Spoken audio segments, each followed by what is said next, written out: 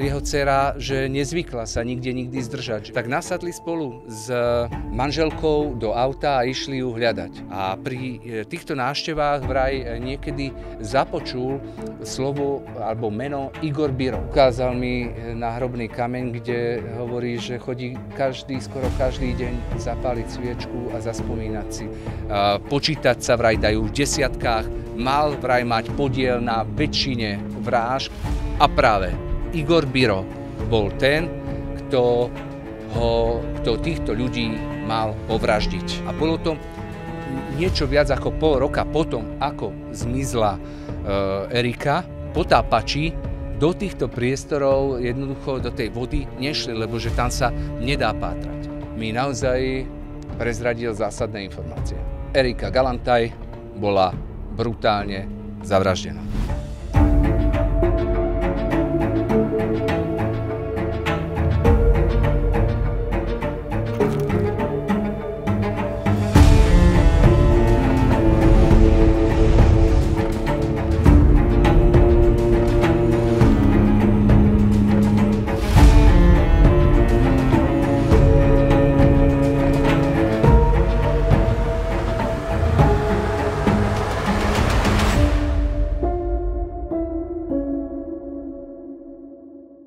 Je útorok 22. júla a ja som opäť teda vyštartoval do terénu, aby som priniesol nejaké informácie do najnovšej relácie Posledná stopa. V nej sa budem venovať nezvestnosti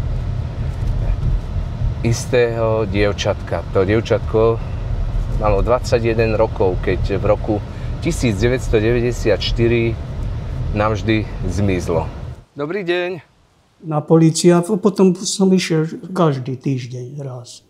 Však oni nevedeli nič. Nikto nič? Nikto nič. Skúsim ešte zistiť, čo sa dá. Dobre? Ďakujem. Ja vám ďakujem. Moje meno je Ivan Mego a ja vás vítam pri sledovaní relácie Posledná stopa. Posledná stopa je jediná relácia, ktorá môže meniť ľudské osudy, môže meniť ľudské životy, môže meniť Slovensko v lepšie. Venujem sa tu totiž prípadom, ktoré nie sú ešte objasnené, ktoré sú ešte zahalené rúškom tajomstva. Venujem sa nezvestným ľuďom a tak sa snažím pomôcť ľuďom, ktorí vo svojom trápení zatiaľ ten svoj pokoj nedosiahli. A tak dajte odber na YouTubeovom kanáli, ktorý práve sledujete, alebo dajte odber na Hero, kde tiež dávam exkluzívny obsah, ktorý môže pomôcť pri objasnení rôznych trestných činov. Nuž, píšte mi aj na e-mail, ak máte akékoľvek informácie. reporter.mego@gmail.com. To je e-mail, kde mi môžete posielať samozrejme aj anonymne akékoľvek informácie, ktoré môžu pomôcť iným ľuďom v ich trápení. Nuž, v pátraní po nezvestných ľuďoch a v pátraní po obetiach gangu šatorovcov som v okolí Dunajskej Stredy narazil na meno 21-ročného dievčaťa. To zmizlo v roku 1994 a odvtedy sa po nej akoby zľahla zem. No a ja tým, že sa takmer 20 rokov venujem rôznym nezvestnostiam, venujem pátraniu po nezvestných ľuďoch, tak ma tento prípad skutočne zaujal. A meno nezvestného dievčaťa je Erika Galantaj. To je ona. Volá sa Erika Galantaj. Ako som už povedal, mala 21 rokov, keď v lete 1994 navždy zmizla. Jedinú informáciu, ktorú som ešte k nej dostal, bolo to, že bola úradníčkou na úrade v Dunajskej Strede. A že v jeden deň sa po nej navždy zľahla zem. A tak som sa vybral po poslednej stope Eriky Galantaj. Potreboval som zistiť, kde býva, kde žila, kde presne pracovala a čo sa teda stalo v osudný deň. Zistil som, že Erika Galantaj pochádzala z Kostovných Kračian nedaleko Dunajskej Stredy. Vybral som sa teda do dediny a tam som potreboval nájsť rodinu, ktorá teda ešte mi môže ozrejmiť okolnosti jej zmiznutia. Našiel som rodinný dom pri cintoríne, asi 50 metrov od cintorína, kde som zazvonil A boli to dva rodinné domy vedľa seba, medzi nimi asi taká metrová ulička, z ktorej po zazvonení vyšiel starý pán s veľmi ťažkým krokom a paličkou v ruke, a tomu som sa predstavil, kto som, čo som. Že teda som nejakým spôsobom sa dostal po informáciu, že pred 31 rokmi zmizla istá Erika Galantaj, a že či on je teda pán Galantaj, ktorého dcéra mala zmiznúť. A on hovorí, áno, to som ja, a zobral ma do svojho domu, a kde ma posadil, a tam som mu mohol klásť otázky. A pán Galantaj bol veľmi zlomený pán, ktorý mi hovorí, že práve prišiel o svoju manželku, že to bolo pred 11 mesiacmi, keď mu zomrela, a on zostal v rodinnom dome, v obrovskom rodinnom dome sám. Hovorí, že oba domy, ktoré sú na tom pozemku, sú jeho, a že vzadu má ešte teda nejaký statok, má tam foliovník a všetko sa musí starať. Zaujímal ma ale celý jeho príbeh, a pán Galantaj si ma posadil, vyťahol fotografie Eriky, a ja som potreboval zistiť od neho, čo sa teda stalo. Juraj Galantaj s Ernestínou Galantajovou teda mali jedno dievča. V tento osudný deň hovorí, že si na to spomína ako dnes, že bol piatok, a jeho dcera, že nezvykla sa nikdy zdržať, že vždycky išla autobusom z Dunajskej Stredy rovno domov do Kostolných Kračian. Otec tým, že mal jedinú dceru, tak bol veľmi na ňu naviazaný a veľmi ju strážil. Tak v tento osudný deň, keď navždy zmizla, bolo leto 1994 podľa jeho slov, tak nasadli spolu s manželkou do auta a išli ju hľadať. Išli do zamestnania, kde práve robilo. Bol to ten okresný národný výbor v Dunajskej Strede, ale hovorí, že tam už nikto nebol, že boli dvere zatvorené. Potom ju išiel hľadať na stanicu, odkiaľ odchádzal autobus. Tam ju tiež nevidel. A keď prešli viacero miest, tak tento deň završili tým, že išli na políciu a ohlásili nezvestnosť svojej dcéry. Keď som sa ho samozrejme pýtal, že čo sa ešte stalo, či si na niečo spomína, či mala priateľa, kamarátov, a či keď po nej pátral, ak narazil na nejakú informáciu, ktorá by ma mohla doviesť ďalej, tak hovorí, že nie, že nemala ani priateľov nejako, že možno v zamestnaní teda niekoho spoznala, ale že nejakého ani priateľa, ani kamarátku, že by k ním chodila domov, takú úplne, ktorú by oni poznali, nemala. Tak toto mi tiež moc nepomohlo, ale otec hovorí, že chodil každý týždeň na políciu. Každý týždeň sa chodil pýtať jeden celý rok, a aj potom, či už majú nejakú novú informáciu o jeho dcérke. A pri týchto návštevách vraj niekedy započul slovo alebo meno Igor Biro. A vtedy ja som zbystril, lebo to je meno človeka, o ktorom som už v minulých reláciách hovoril. A Igor Biro bol teda človek, ktorý sa mal pohybovať v miestnom podsvetí. A ja som sa teda otca spýtal Eriky, že či za týmto mužom išiel, keď teda započul jeho meno a mal mať spojitosť nejakú s jej dcerou. A on hovorí, že nie, že to boli mafiáni, a on, že sa skutočne bál, napriek tomu, že bol vtedy šoférom nákladného auta. Takže že nechcel ísť za nimi, lebo sa bál o život. Nuž hovorí mi, že žije v tom dome sám, a ukázal, potom ako poukazoval všetky fotografie, tak sa zodvihol a zobral ma do detskej izby svojej jedinej dcery Eriky. A hovorí, že dnes teda, už keď je sám a aj bez manželky, tak spáva v Erikinej izbe.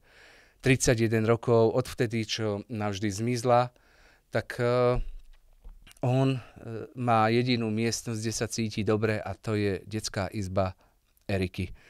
Tento zlomený ujo hovorí, že si nedokáže vysvetliť, čo sa stalo, a na každú otázku, ktorú som mu kládol, či niečo počul, či niečo vedel, hovorí, že nevie nič.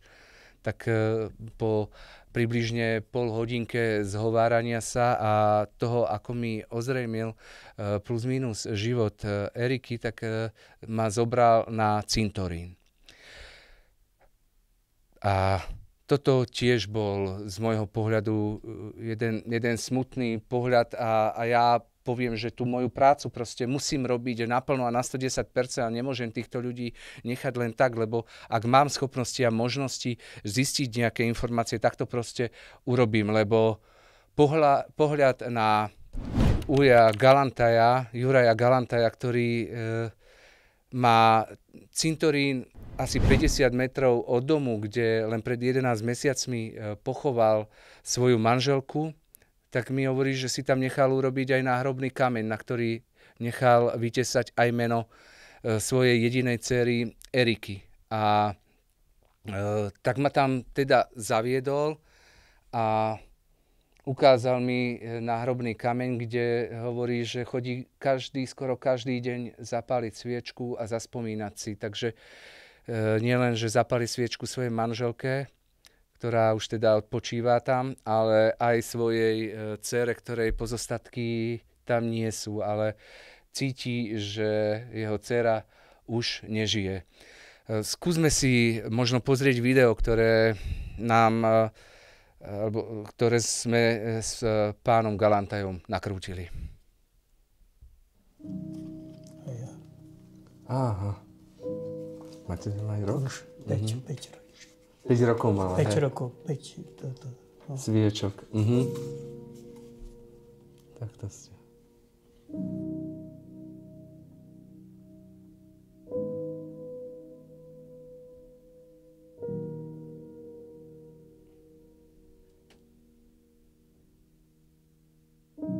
Toto ste postavili pre Eriku? Áno. Že tu ste bývali? To bolo tiež naše, no. Takže tu ste bývali a toto ste postavili pre Eriku, že raz tu bude žiť, keď mala tých 20 ročkov. No takto. Takto to dopadlo. Čo máme robiť? Nech sa páči. Ďakujem.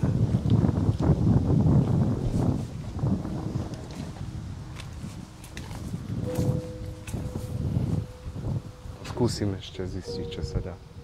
Dobre? Ja vám ďakujem.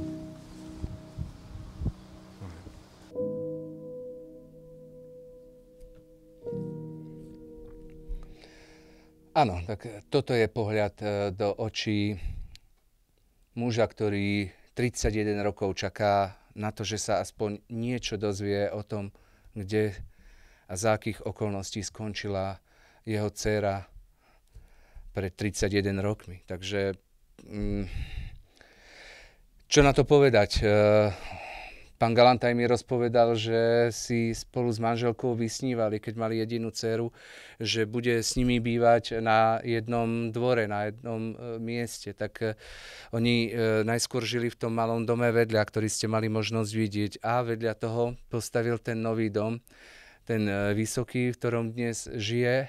A hovorí, že ten postavili pre dceru, lebo chceli, aby tam žila so svojou rodinou a oni spolu žili prakticky stále. Tak toto bolo to smutné, že na konci dňa dnes stoja dva domy vedľa seba a pán Galantaj, ktorý, ako ste videli, sa len ťažko pohybuje, žije teda v detskej izbe po svojej dcére. Po tom, ako mi poďakoval, že sa zaujímam o jeho prípad, tak som sa vybral ďalej po stopách, lebo teda veľa som sa nedozvedel o tom, čo sa ten v osudný deň mohlo stať. Vedel som len teda, že bola v práci na tom okresnom národnom výbore v Dunajskej Strede, ale nedozvedel som sa nič viac. A tak som oslovil vlastné zdroje, kde som chcel zistiť, že čo mal Igor Biro, lebo tam mi zasvietila tá kontrolka, čo mal Igor Biro spoločné s nezvestnou Erikou Galantaj. vedel som, kto je Igor Biro. Áno, veď som ho spomínal v minulých reláciách, že to bol práve Igor Biro, ktorého zavraždil Ľudovít Šátor a František Kováč, prezývaný Keco. Bola to jedna z prvých ich vražd v roku 1995 a že mali spolu robiť tú rozlúčku s Dunajskou stredou. To je to, jak mal Keco šoferovať auto. Na sedadle spolujazdca mal sedieť zavraždený Biro a za ním mal sedieť Ľudovít Šátor a mali urobiť tú rozlúčku s Dunajskou stredou, keď otvorili okno a mávali teda s jeho mŕtvou rukou a išli ulicami Dunajskej stredy a s jeho rukou mŕtvou mávali. No a tento pokyn na tú vraždu mal dať Milan Šipoš. No. Tak keď som mal tieto vedomosti, tak som išiel za ľuďmi a snažil som sa zistiť viac. A zdroj, ktorý si neželá byť menovaný a ja ho musím chrániť, mi naozaj prezradil zásadné informácie. Erika Galantaj bola brutálne zavraždená. Áno. Toto bola základná informácia, ktorú som zistil a potreboval som vedieť, čo sa stalo v osudný deň, ako vieme o tom, že bola brutálne zavraždená, po prípade za akých okolností a kde skončila. Tak mi hovorí, že čo s tým má Igor Biro. No, začalo to tým, že Erika Galantaj teda pracovala na Okresnom národnom výbore v Dunajskej strede na oddelení pre odvody a brancov na základnú vojenskú službu. A toto oddelenie sídlilo v centre Dunajskej stredy, niekde v blízkosti baru Jolly Joker. Jolly Joker bol bar, kde sa schádzali vtedy tí prví mafiáni ako Milan Šipoš, Emil Potáš, alebo teda Zoltán Potáš a ďalší. A chodil tam teda aj Ľudovít Šátor a medzi nimi aj Igor Biro. No a Erika tým, že bola držaná vraj nakrátko a veľmi nakrátko, tak hľadala akúsi voľnosť a mala pri sebe kamarátku, ktorú spoznala v práci a s touto kamarátkou začala chodiť do tohto podniku. Tá ju tam vraj práve zobrala a v tomto podniku spoznala Igora Biroa. Áno, Igor Biro tam sedel a Erika sa vraj do neho veľmi, veľmi zamilovala. A že to bolo až, ten zdroj mi hovorí, veľmi, veľmi chorobné. Že naozaj za ním chodila, že mu stále telefonovala, doniesla mu dokonca reťazku so psíkom a ľudia ju upozorňovali, že daj pokoj, tomuto človeku je veľmi, veľmi nebezpečný. Niektorí hovoria, že mu mala vraj niečo vybaviť alebo vybavovať na úrade. Iní hovoria, že to tak celkom nemuselo byť, ťažko povedať. Každopádne Igor Biro sa k nej zrejme správal nejakým spôsobom tiež pekne, keď to dospelo až k tomu, že bola Erika do Igora Biroa až chorobne zaľúbená. Dokonca, keď Erika zmizla, tak našli akýsi denník jej a v ňom bolo niekoľkokrát a na každej strane meno Igora Biroa.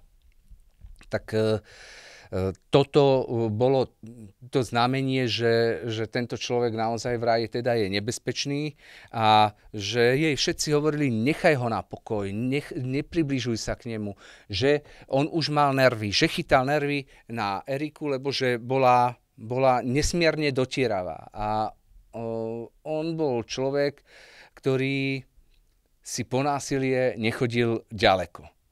Tak som išiel ďalej a zisťoval som ďalšie informácie a podarilo sa mi zistiť, že bol piatok. A to je to, čo sa zhodovalo s otcom Eriky, že bol piatok a Erika vraj povedala doma, že ide za kamarátkou, s ktorou pracovala v tej práci a že bude u nej. Lenže Erika išla za Igorom Birom a s ním si naplánovala vraj akési rande. No a po tomto rande ju už nikto nikdy nevidel. Tie informácie sú také, že Igor Biro mal podľa môjho zdroja Eriku zavraždiť brutálnym spôsobom. Mal použiť nôž naozaj tak, že sa s ňou pohral brutálne. Potom mal jej telo poliať benzínom a zapáliť. A potom sa ho mal zbaviť. Tá posledná stopa, po ktorej som išiel, že kde mohli skončiť pozostatky Eriky, tak ma zaviedla k dedinke Ohrady a presnejšie k rybníkom a močariskám, močiarom, ktoré sú tam. A ja vysvetlím neskôr prečo.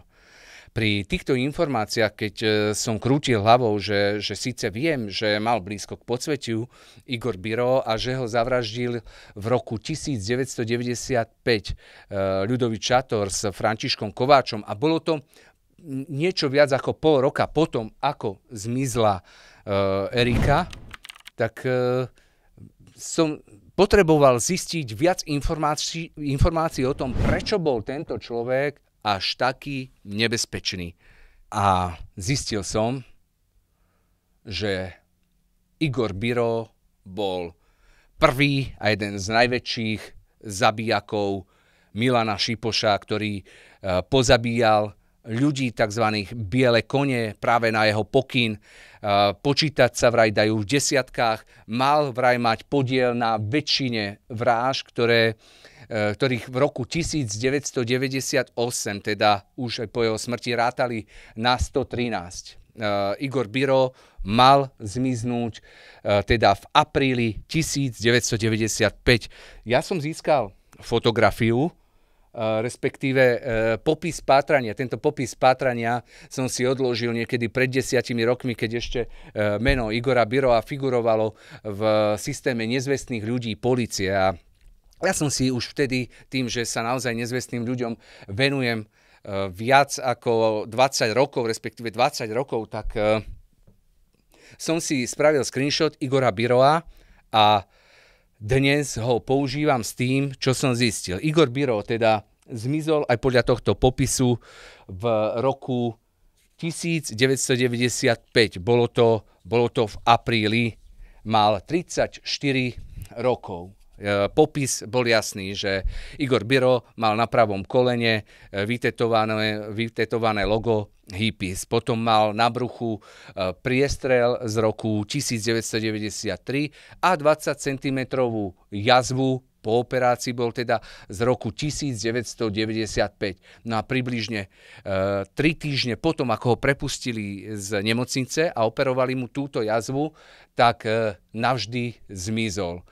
Práve za touto jazvou a streľbou mal stáť už vraj vtedy Milan Šipoš, ale zabiť sa mu Igora Biroa nepodarilo a keď vyšiel z tej väznice, tak na to poslal Ľudovíta Šátora a Františka Kováča, prezývaného Keco.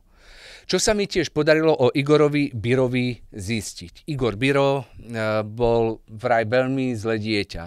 V 15 rokoch ho vlastní rodičia dali do nápravno-výchovného ústavu s tým, že ich vraj doma bil.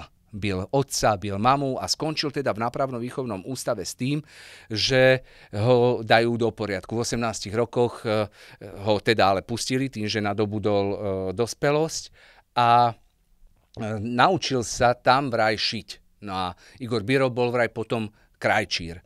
V roku 1993 si ale v dedinke Michal na ostrove otvoril podnik Flamengo.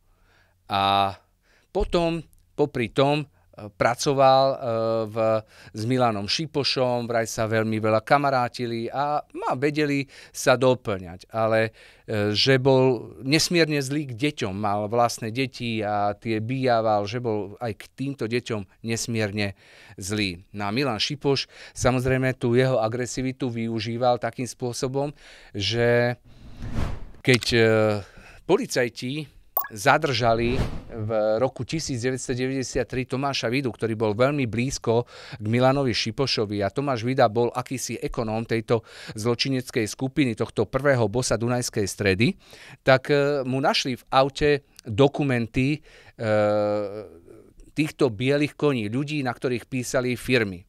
A potom, ako teda ho zadržali a začali policajti tieto dokumenty prehľadávať, respektíve preverovať, o čo ide, tak vydal Milan Šipoš pokyn na zavraždenie týchto ľudí, ktorých dokumenty našli policajti v tom aute.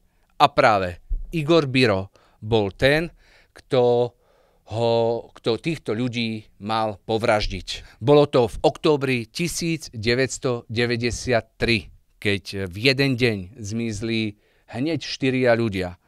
Bolo to na pokyn Milana Šipoša a týchto ľudí mal zavraždiť práve Igor Biro.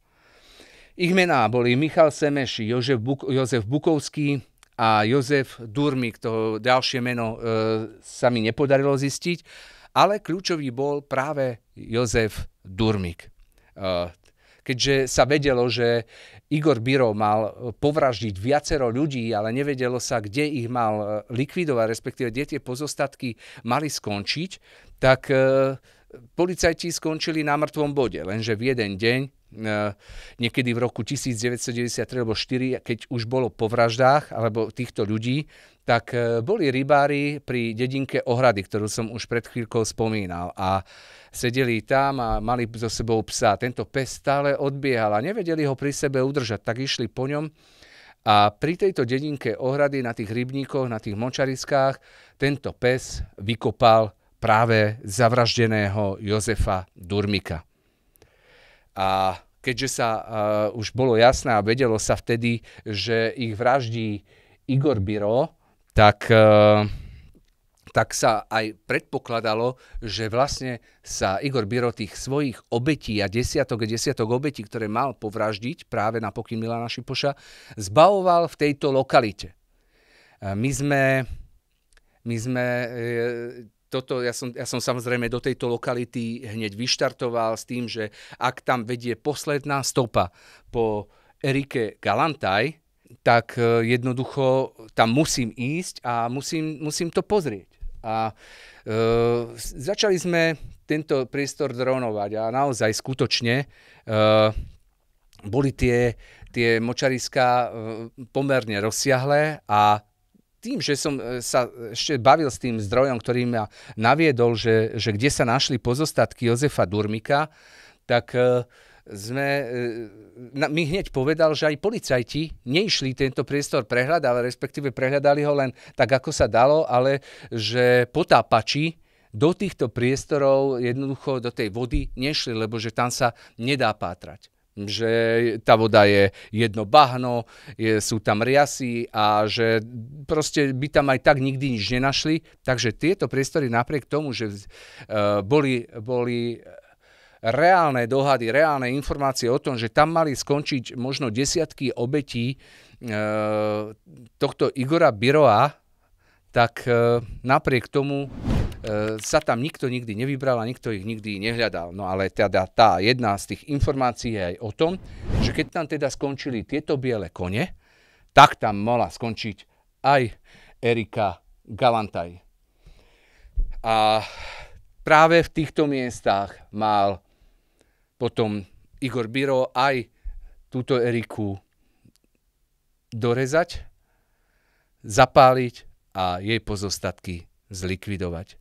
No, ak máte vy akékoľvek informácie, že by mi vedeli pomôcť v tom pátraní, či už po Erike Galantaj, alebo by sme vedeli aj zistiť, kde skončili pozostatky Igora Biroa, tak mi ich pokojne píšte na reporter.mego@gmail.com alebo mi ich nejakým spôsobom píšte na Hero, kde tiež mám vlastné správy a kde, keď sa prihlásite, môžete mi aj anonymne napísať tieto informácie. Ja sa každej informácii budem venovať. Ak máte informácie o iných skutkoch, o vraždách, tak ja aj keď sú neobjasnené, aj keď máte akúkoľvek informáciu, ktorú si máte roky pre seba vo vnútri, tak mi ju, prosím vás, len posunte. Nech môžeme aj takým ľuďom, ako je pán Juraj Galantaj, ktorý 31 rokov čaká na akúkoľvek informáciu o svojej dcére,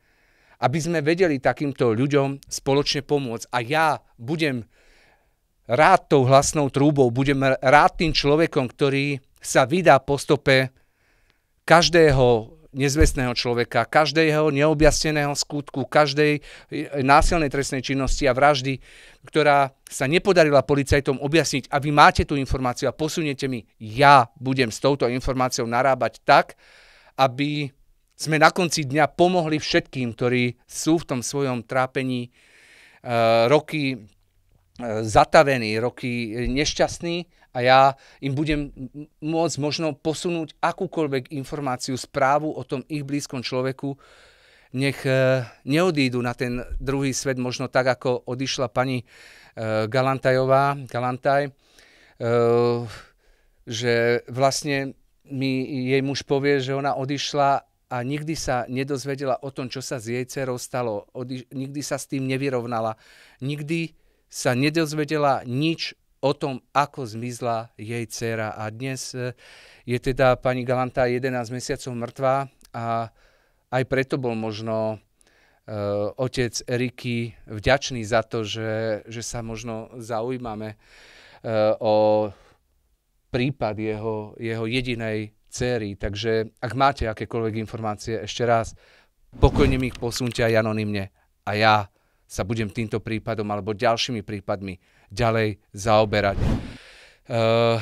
Zábery z miesta, či už toho, kde mal sa zbavovať Igor Biro svojich obetí, alebo z toho, ako nám pán Galantaj vyrozprával svoj príbeh nešťastia, ktoré nikdy nepominulo a trvá dodnes, môžete nájsť na Hero Hero. Volá sa to Posledná stopa zo zákulisia, kde ja proste osobne chodím za tými ľuďmi a odhaľujem ten spôsob, akým sa dostávam po rôzne informácie, respektíve ako pátram po rôznych informáciách, ktoré potom sa snažím použiť na to, aby sme sa k tým informáciám dopátrali spoločne všetci a vedeli sa dozvedieť, čo sa vlastne stalo, či už s Erikou Galantaj, alebo s akýmkoľvek iným človekom.